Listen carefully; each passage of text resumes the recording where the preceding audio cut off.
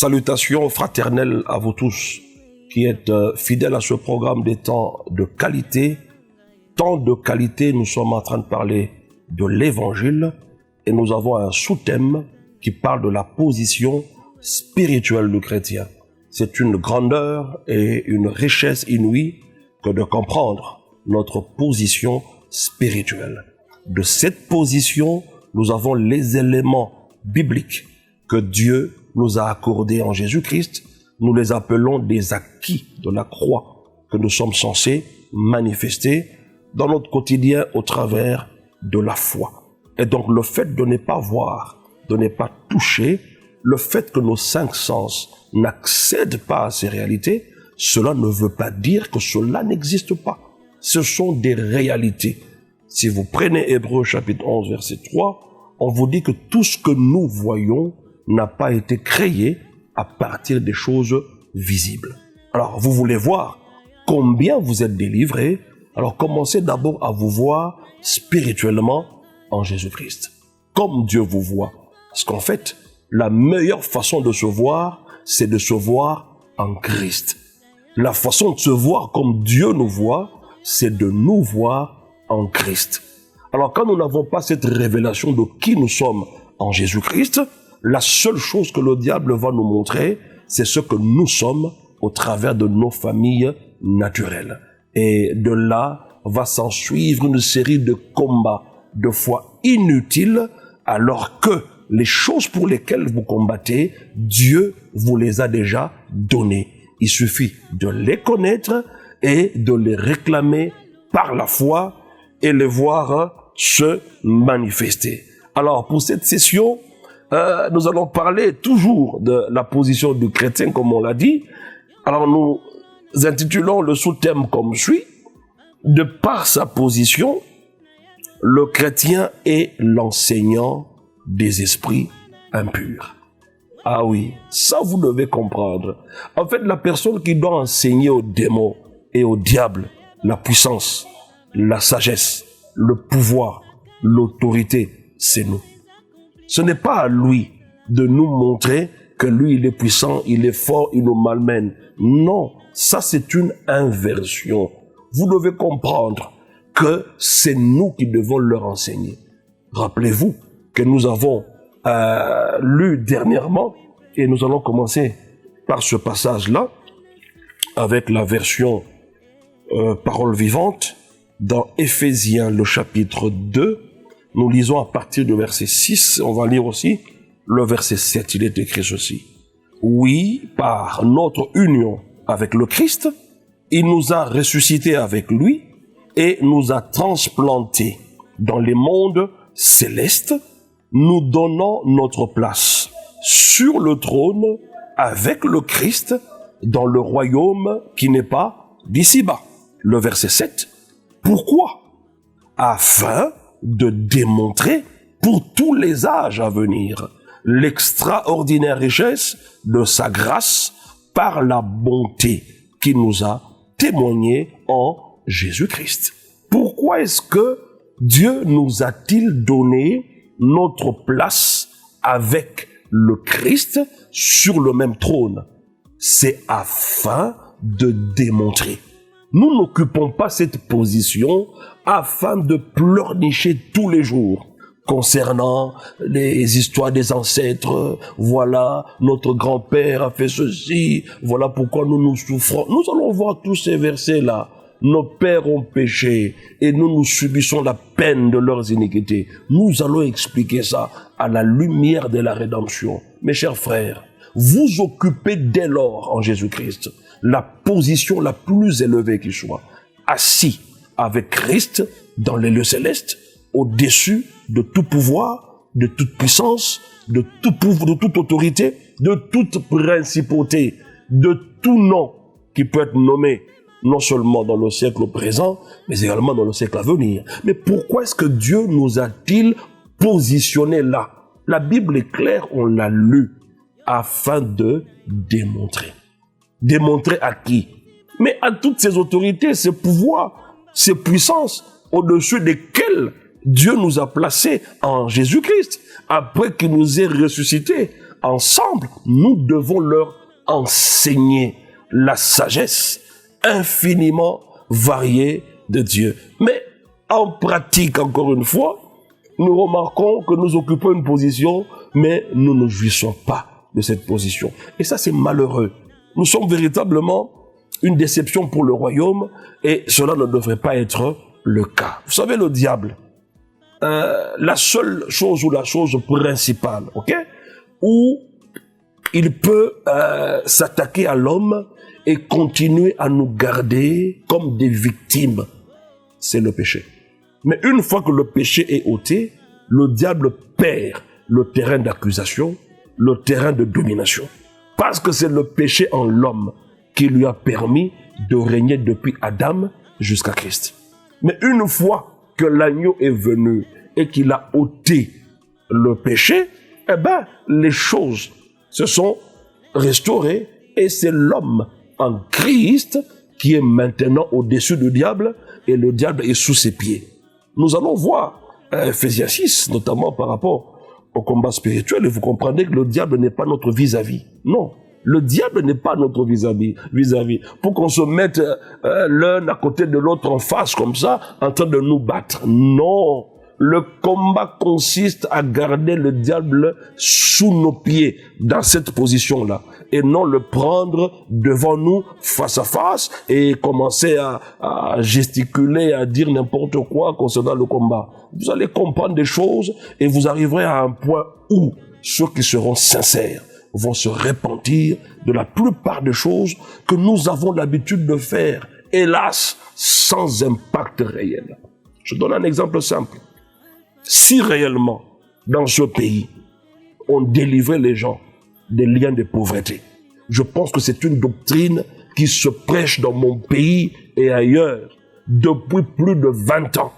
Mais nous n'avons même pas un seul exemple d'un chrétien qui est devenu millionnaire avec cette doctrine-là. Nous avons toujours des problèmes. Si vous voulez rencontrer les plus malheureux, venez à l'église. Et nous-mêmes, les pasteurs, nous sommes encore un autre problème, mes chers frères. On ne va pas entrer dans ces détails, mais vous comprenez de quoi est-ce que je suis en train de parler. Alors, quand quelque chose ne marche pas, à un moment donné, il faut se ressaisir. Il faut méditer, il faut réfléchir et voir comment changer les choses. Les choses ont toujours été comme telles depuis que Christ est venu. Mais c'est nous qui avons trafiqué n'importe quoi là-dedans et nous avons commencé à enseigner des choses qui ne s'accordent pas à ce que Dieu attendait de nous. Lorsque vous lisez dans Colossiens, au chapitre 1, c'est encore un passage auquel on a déjà fait allusion, mais nous revenons là-dessus, nous savons pourquoi, parce que c'est très, très important et très capital. On nous dit dans Colossiens 1, à partir du verset 12, « Rendez grâce au Père qui vous a rendu capable d'avoir part à l'héritage des saints dans la lumière. » 13, qui nous a délivrés de la puissance des ténèbres et nous a transportés dans le royaume du Fils de son amour. 14, en qui nous avons la rédemption et la rémission des péchés. On nous demande de rendre grâce à Dieu. Pourquoi? Mais on nous dit merci que parce qu'on t'a déjà donné la chose. On dit que votre héritage, qu'on appelle l'héritage des saints dans la lumière, Dieu vous a rendu capable d'avoir part à cela. Non, on ne dit pas que Dieu vous rendra après que vous ayez fait autant de combats. C'est un fait accompli. C'est une réalité spirituelle. Et on me demande, même si je n'ai pas vu ça, même si je n'ai pas palpé ça, on me dit au verset 12 de Colossiens 1 de rendre grâce au Père qui nous a rendus capables d'avoir part à l'héritage des saints dans la lumière. Je suis déjà héritier de Dieu. J'ai déjà hérité. Maintenant, il faut que je le vive, cet héritage. Mais si je ne comprends pas ces réalités. Et le verset 13 dit encore et nous donne encore un autre élément important qui nous a délivrés de la puissance des ténèbres. Il ne nous délivrera pas. Écoutez, tu n'as pas été délivré de la puissance des ténèbres après la délivrance à l'église. Non. Tu as été délivré de la puissance des ténèbres lorsque tu as cru en Jésus. Tu es passé des ténèbres à la lumière.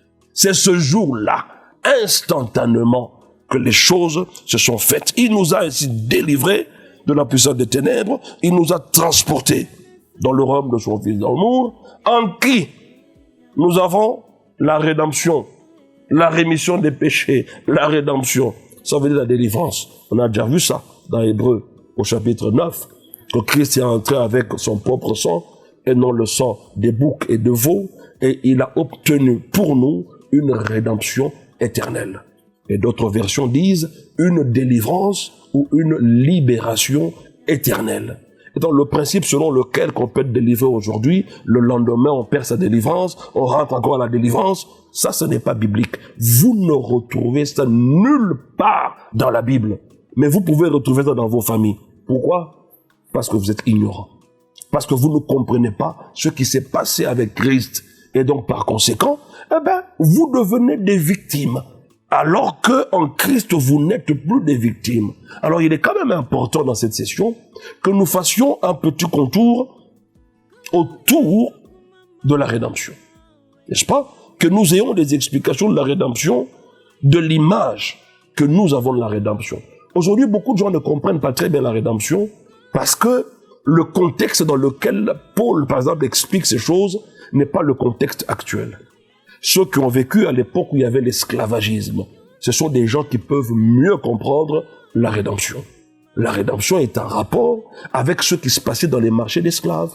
Lorsque quelqu'un vient acheter un esclave afin qu'il lui appartienne et qu'il fasse tout pour satisfaire son nouveau maître. Et donc le premier élément que nous devons retenir de la rédemption, c'est que nous sommes esclaves et condamnés à mort dans un marché d'esclaves. Voyez-vous? Condamnés à mort. Nous sommes des esclaves. Et il y a un monsieur qui vient auprès du propriétaire de cet esclave que j'étais. Il lui pose la question de savoir combien coûte cet esclave. Il lui dit autant. Il sort son argent et rachète cet esclave-là. Ça, c'est la première explication que nous pouvons donner à cela. Parce que quand vous lisez dans Romains chapitre 7, le verset 14, on nous dit que nous avons été vendus au péché. Donc nous sommes esclaves et vendus au péché. Et par conséquent, Romains 6, verset 23, la partie A nous dit que le salaire du péché, c'est la mort. Donc nous étions réellement des esclaves et vendus au péché. Mais il y a quelqu'un qui vient, malgré tout ce que j'étais. Lui, il sort son argent et me rachète auprès de celui qui me gardait. Pourquoi? Parce que, malgré cet état de choses, nous étions susceptibles d'être rachetés. Au moyen, cette fois-là, du sang de notre Seigneur Jésus-Christ. La deuxième option, c'est laquelle? C'est que cet homme-là, esclave, est racheté et amené hors du marché. Lorsque le monsieur a donné son argent, il t'a pris, n'est-ce pas? Esclave que tu étais, et il t'a emmené hors de ce marché. Il t'a soustrait à toute nouvelle transaction. Ça veut dire que plus personne ne peut venir auprès de celui qui t'a racheté, lui disant par exemple, voilà, à cause de ce qu'il avait fait quand il était esclave là-bas, maintenant on les réclame, il faut qu'il rentre là-bas. Non, il y a tout dans l'argent que le monsieur a payé comme rachat afin que je lui appartienne. Il n'y a plus de dette. Il n'y a plus rien qui peut me poursuivre de l'autre côté. Même si j'avais volé là-bas. Parce que j'étais esclave du péché. Mais celui qui m'a racheté a fait de moi son enfant. Et quand il m'a fait sortir de ce marché, bien que je lui appartienne, il me dit, tu sais quoi? Je viens de te délivrer de l'esclavagisme afin que tu sois libre. Maintenant, quitte à toi d'avoir la volonté d'accepter de me servir ou de ne pas me servir. Et donc, nous servons dans la liberté. Nous servons non pas comme des esclaves dans la maison d'un maître, mais nous servons comme des fils dans la maison de notre Père. En nous rachetant, il nous a adoptés. Nous sommes devenus ses enfants. Vous savez, un aspect important de l'adoption, c'est que lorsque vous adoptez un enfant dans la vie, n'est-ce pas, avec des papiers, tout se fait sous le plan juridique, c'est bien, l'enfant va porter votre nom, désormais vous êtes son tuteur, c'est vous qui êtes son père légalement, mais vous ne donnerez jamais à cet enfant votre sang. En d'autres termes, vous ne donnerez jamais la vie que vous avez à cet enfant. Mais chose extraordinaire que le Seigneur a accompli, quand il nous a rachetés, il nous a adoptés. Non seulement nous portons son nom, non seulement nous sommes devenus ses enfants, mais nous avons la même nature que lui, contrairement à ce qui se fait dans ce monde. Et donc, esclaves que nous étions, nous avons été rachetés et amenés hors du marché. Il ne peut donc plus être soumis à une quelconque transaction, cet esclave-là. Il est déjà affranchi. Maintenant, le problème, c'est quoi? Imaginez, vous rentrez à l'époque, il y avait l'esclavagisme à travers le monde. Vous prenez un esclave en Amérique, par exemple. Vous le rachetez auprès de son maître. Et puis, quand vous l'avez racheté, vous sortez avec lui dans sa tête. Il sait que ce monsieur m'a racheté pour que je continue à être esclave. Voyez-vous? Et lorsque vous sortez avec lui, vous lui dites, monsieur, je t'ai racheté de là pour que tu ne sois plus esclave. Maintenant, tu peux partir. Va faire ta vie. Je vous dis que cet esclave-là ne va pas en croire. Il ne croira pas. Pourquoi? Parce que dans sa mentalité, il sait que quand on me rachète là, c'est pour qu'on m'amène auprès d'un autre maître et que je continue à être un esclave. Et c'est ça le problème que la plupart des gens ont. Christ vous a racheté, mais vous avez encore la mentalité des esclaves. Et dans cette mentalité-là, il est difficile que le Seigneur fasse des grandes choses avec nous. Et aussi longtemps que cette mentalité sera la nôtre, nous allons continuer à vivre la vie des esclaves. Donc, quand on dit qu'il nous a soustraits à ce marché et qu'il n'y a plus de nouvelles transactions, cela souligne l'aspect définitif de la rédemption. Ça veut dire du rachat. Nous ne sommes plus susceptibles à être ramenés dans un marché d'esclaves et qu'on nous négocie encore à un certain prix et aller encore auprès de notre maître pour que nous soyons esclaves. Lorsque vous lisez Galates, il est écrit ceci dans ce passage. Galates chapitre 3, je commence au verset 13. Christ nous a rachetés de la malédiction de la loi, étant devenu malédiction pour nous, car il est écrit, maudit est quiconque est pendu au bois. Il est devenu malédiction pour nous. Et pour que nous restions malédiction. Pas du tout. Et le verset 14 nous explique pourquoi Christ est devenu une malédiction lorsqu'il a été cloué à la croix. On dit au verset 14, afin que la bénédiction d'Abraham eût pour les païens son accomplissement en Jésus-Christ et que nous reçussions par la foi l'Esprit qui avait été promis.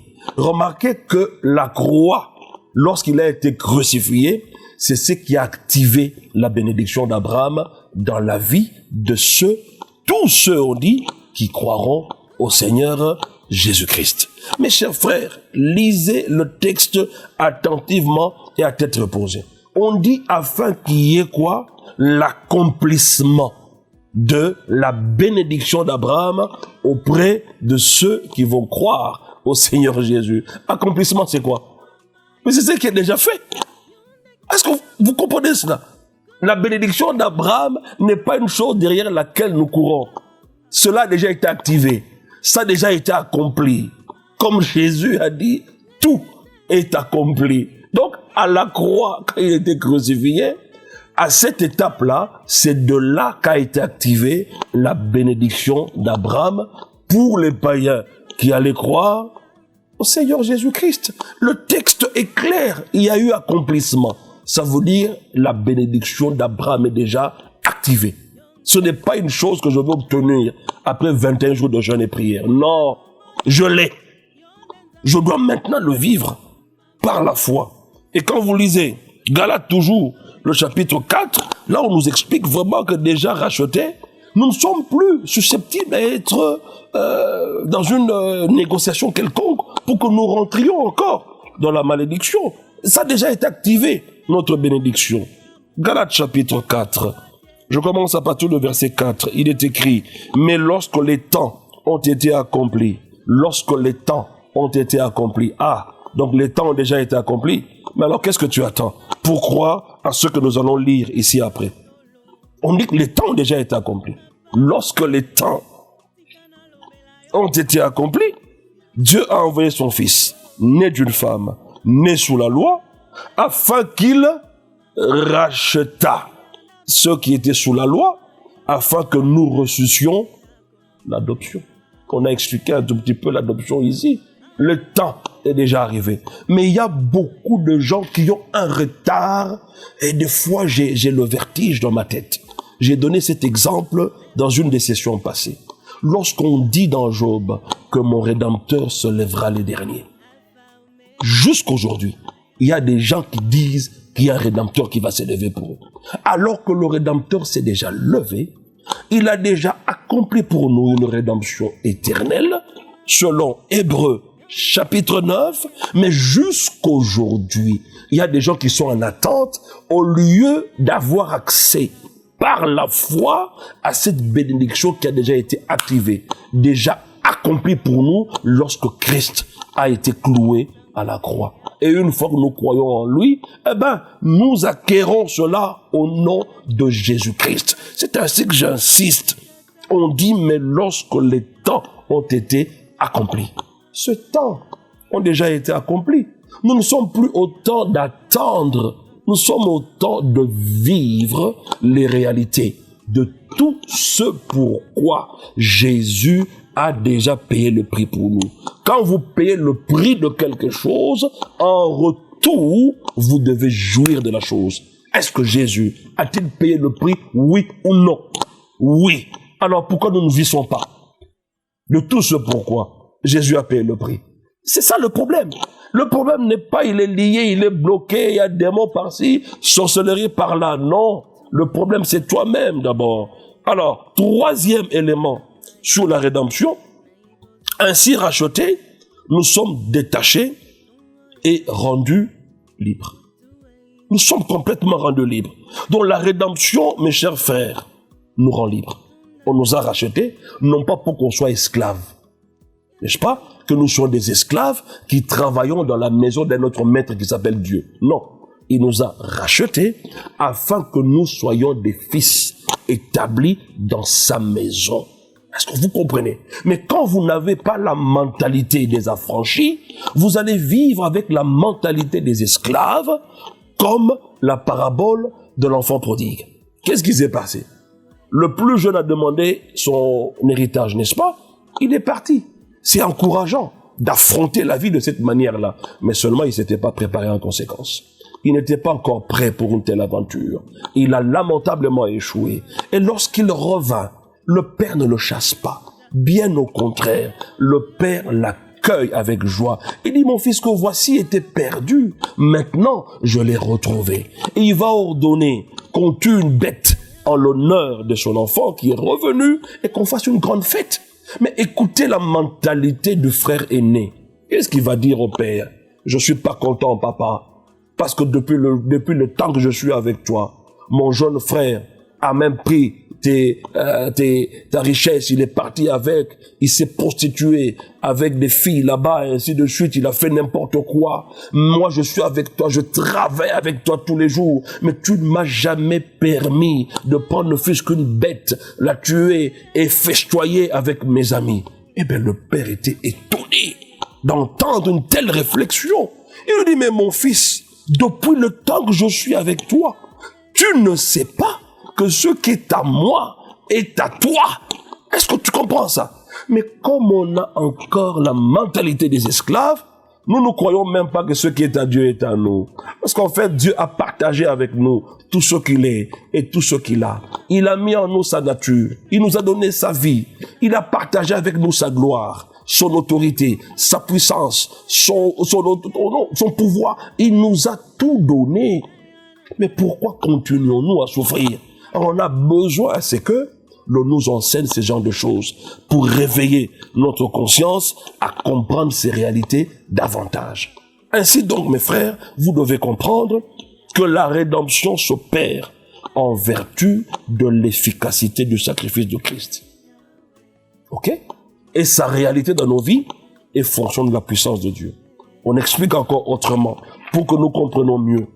Nous voulons simplement dire que le prix de la rédemption, en d'autres termes, le prix de la délivrance, le prix de la liberté éternelle, c'est le sang de Jésus-Christ.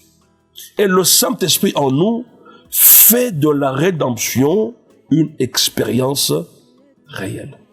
C'est là que beaucoup de gens ne comprennent pas très bien. La rédemption est déjà acquise, ça veut dire la délivrance. Maintenant, l'œuvre du Saint-Esprit en nous vient faire de cette délivrance une expérience réelle. Ça veut dire nous amener à vivre les réalités de notre position spirituelle en Jésus-Christ. Mais la marche par l'Esprit, c'est encore une denrée rare dans nos milieux. Rien qu'à voir, par exemple, lorsque, je ne suis pas contre des prophètes, mais c'est un exemple que nous vivons. J'aime les prophètes et je crois au ministère prophétique. Alors, on vous dit qu'il y a un prophète bien installé quelque part. Vous voyez le nombre de gens qui viennent pour entendre Dieu au travers d'un homme. Quoi que le monsieur peut le faire. Mais écoutez, on donne même des exemples de l'ancienne alliance, On dit que le peuple venait auprès du prophète, tout ça. Mais le peuple venait auprès du prophète parce que le peuple n'avait pas accès à la vie spirituelle. Pas du tout. Pour écouter Dieu, des milliers de gens se succèdent, du matin jusqu'au soir, pour écouter Dieu. Alors que tu peux t'enfermer dans ta chambre, calmement, parlant à ces dieux, et il va te répondre. Tu vas l'écouter calmement. Si déjà écouter Dieu pose autant de problèmes, ça prouve suffisamment que la marche par l'Esprit n'est pas encore d'application pour la plupart des chrétiens de nos jours. Et c'est de là que le diable nous tient. Rédemption, délivrance, tu l'as au travers du sang de Jésus-Christ. Maintenant, il faut le vivre. Mais le Saint-Esprit connaît pas. Marcher par l'Esprit connaît pas. L'œuvre du Saint-Esprit dans l'homme connaît pas. Alors comment voulez-vous que vous arriviez à manifester la position spirituelle? Alors lorsque vous êtes buté à cet obstacle, maintenant il faut justifier pourquoi ça marche pas. Oui, vous avez cru au Seigneur Jésus, mais sachez qu'il y a la malédiction. Il y a encore des liens qui sont là. Non, toutes ces choses-là sont tombées.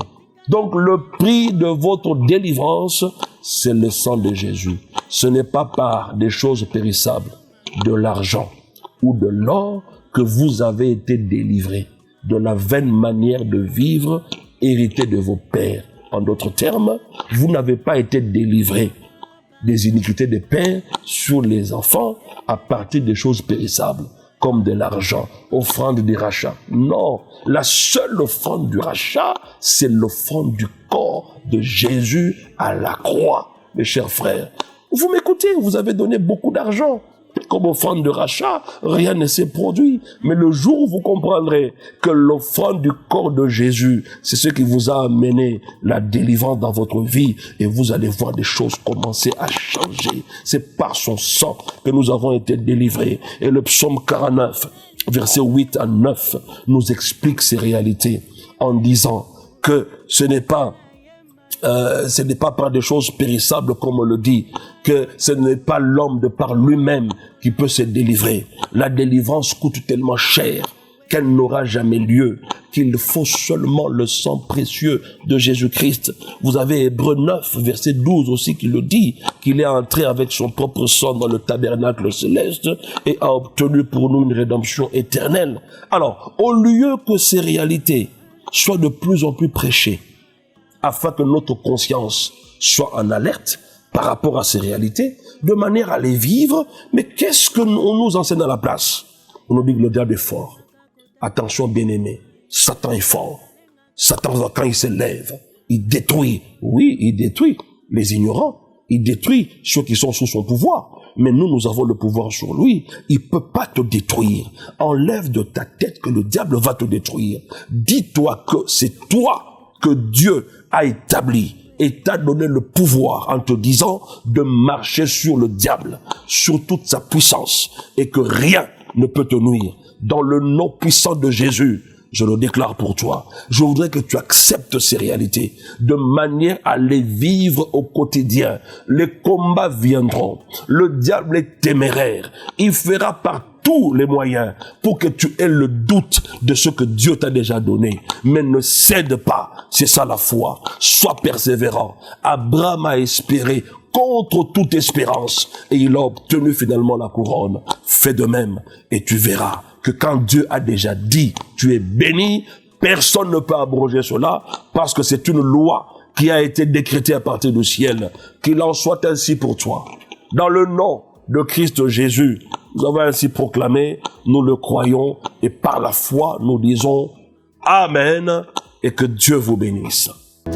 Papa na bana ya yananga kosina yuda na yabozo yokanga Yesu Alpha Omega